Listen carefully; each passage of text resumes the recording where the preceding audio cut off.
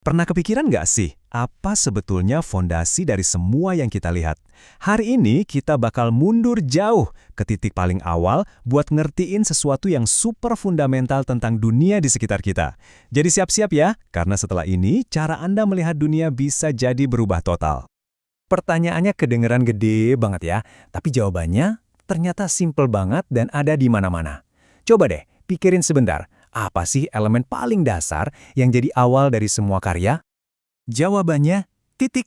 Iya, beneran. Cuma titik. Anggap aja titik itu kayak atomnya seni dan desain. Cuma satu lokasi kecil di sebuah ruang.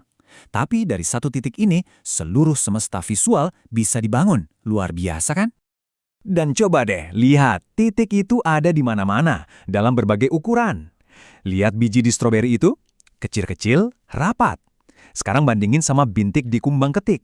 Lebih besar, lebih menonjol. Keduanya sama-sama titik, cuma skalanya aja yang beda. Ini seakan-akan ngingetin kita kalau alam itu seniman paling jago, yang pakai elemen dasar yang persis sama kayak kita. Oke, dari titik, sekarang kita naik level nih. Disinilah semuanya jadi makin seru.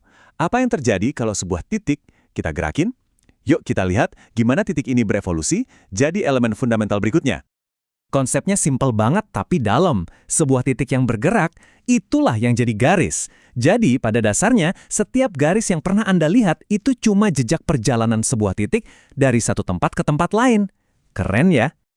Nah, garis-garis ini ternyata punya dua keluarga besar. Pertama, keluarga garis lurus. Ada horizontal, vertikal, sama diagonal. Kesannya tuh kaku, tegas, dan terstruktur. Terus ada keluarga garis lengkung, kayak kurva, busur, dan gelombang. Yang ini rasanya lebih alami, lemut, dan mengalir. Bahkan, lebih dari itu, ada trik keren yang sering dipakai para seniman, namanya garis gerak.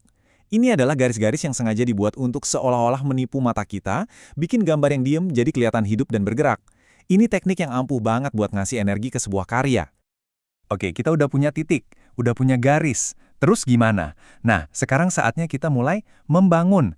Apa yang terjadi waktu garis-garis ini mulai kita sambungin? Nah, ini dia kuncinya.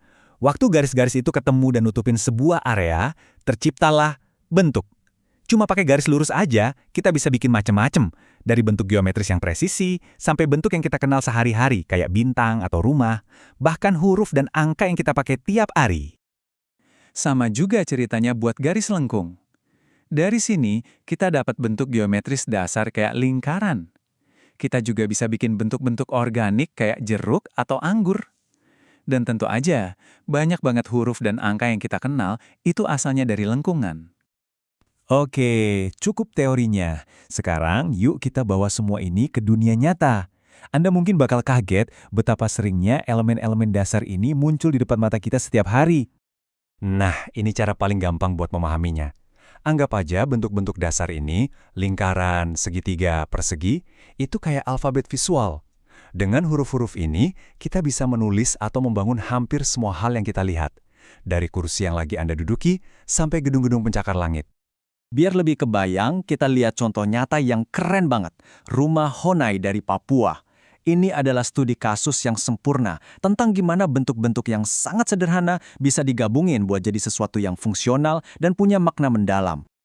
Coba deh kita bongkar rumah ini. Gampang banget. Pertama, kita mulai dari persegi panjang simple buat dindingnya. Terus, di atasnya kita taruh setengah lingkaran yang besar buat atap. Tinggal digabungin, dan jadi deh struktur ikonik rumah Honai. Simple kan? Cuma dua. Beneran, cuma dua bentuk dasar.